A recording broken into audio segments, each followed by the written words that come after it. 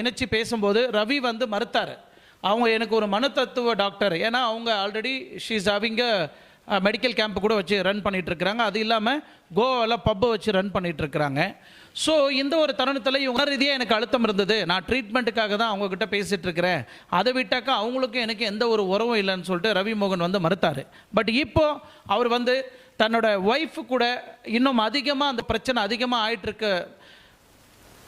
இப்போ ஆர்த்திக்கும் ரவி மோகனுக்கும் பிரச்சனை அதிகமாக ஆக ஆக என்ன ஆகுதுன்னா, பார்த்த ஆர்த்தி ரவி அவர்கள் என்ன பண்ணுறாங்கன்னா, 18 வருஷமாக நான் அவங்க கூட குடும்பம் நடத்தியிருக்கிறேன், 18 வருஷமாக அவருக்காக நான் வாழ்ந்துருக்கிறேன்.